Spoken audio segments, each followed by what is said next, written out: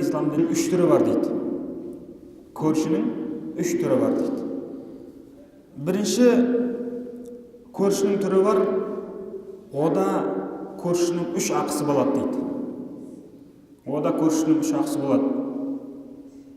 Ол көрші дейді, біріншіден туысқаны болса, екіншіден оның мұсылман болса, одан кейін көршісі болса. Яғни оның ода 3 ақысы бар да.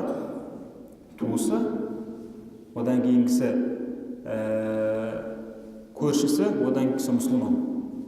Одан кейін екінші көршінің түрі бар дейді, онда 2 ақы болады дейді.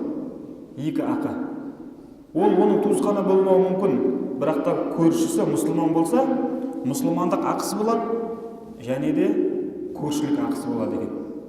Ал егер көршің ислам дінін ұстанбайтын, яғни христиан бола ма, яһуди бола ма, буддист бола ма, басқа дін өкілдері бола ма, әлде кәдімгідей пұтқа табынып жүрген кісілер бола ма, біздің қоғамымыздағы адамдар секілді, яғни ода сенің бір ақың бар дейді, яғни көршілік ақы дейді. Ол өзге дін өкілі екен деп, немесе пұтқа табынып жүр екен, әруаққа табынып жүр екен деп, одан сен жалтарып кетпе, одан сен көршілік ақыңды жаса дейді. Онымен жақсы қарым-қатынаста бол. Ол қайғырса, онымен бірге қайғыр. Ол қуанса, онымен бірге қуан дейді. Ана Мұхаммед Жазабековтің бір сөзі бар ғой. Көршіңіз байып жатса қуаныңыз, қуанғаннан намысын құламайды.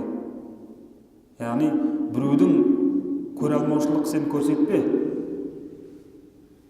Егер де ол сізге бөліп бермесе де, сіздің ештеңені қолын жайып сұрамайды дейді. Яғни сізде сұрамай-ақ қойсын, сізге бермей-ақ қойсын, бірақ та сізден келіп есігіңді қағып, сүт берші, нан берші, шай берші деп ештеңе сұрамайды байығанын адам дейді. Соған да қуануың керек дейді. Сондықтан негізгі көршінің осындай 3 ақысы бар екен. Егер де ол туысқанымыз, мұсылман бауырымыз болатын болса, ол тіптен Алланың алдында 3 дәреже еселі одан сұраламыз да көршімізден. Одан кейін 2 ақы, одан кейін көршілік ақы міне осылай келеді екен. Жалпы тағы да осы көршінің артықшылығына байланысты пайғамбар саллаллаху алейхи уассаламнан келген хадистер бар. Сол хадистердің бірінде пайғамбар саллаллаху алейхи уассалам айтады: "Ма амана би", маған иман келтірген болмайды. Кім?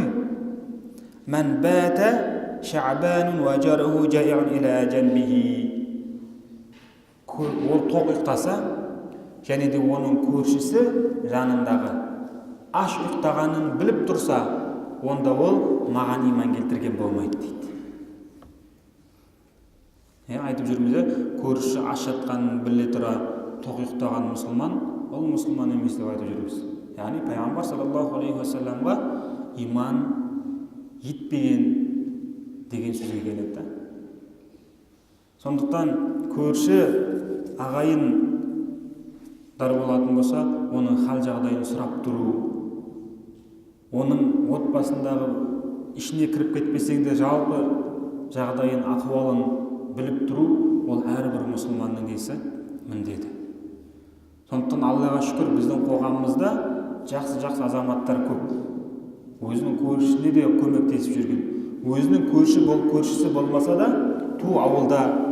ана ауылдың бір бұрышында жағдайы төмен отбасыларға барып, соларға көмектесейік деп жүрген бауырларымыз бар. Бұл мұсылманның сипаты. Осындай мұсылмандарды көрген кезде біз баршаларымыз иншалла қуанамыз да. Сондықтан көршің аш жатып, өзің тоқ жатсаң, онда ол да не болады екен? Мұсылмандық сипатқа жат келеді екен. Аллахумма салли аля Мухаммад وآل محمد يا مسلمين صلوا عليه